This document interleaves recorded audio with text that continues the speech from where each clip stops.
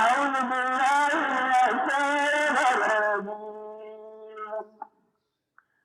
سورة فاتحة الكتاب مكية سبع آيات. بسم الله الرحمن الرحيم.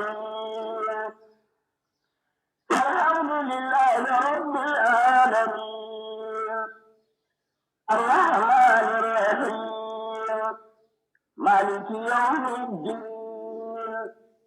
إياك نعبد وإياك نستعين اهدنا الصراط المستقيم صراط الذين أنعمت عليهم غير المغضوب عليهم ولا الضالين.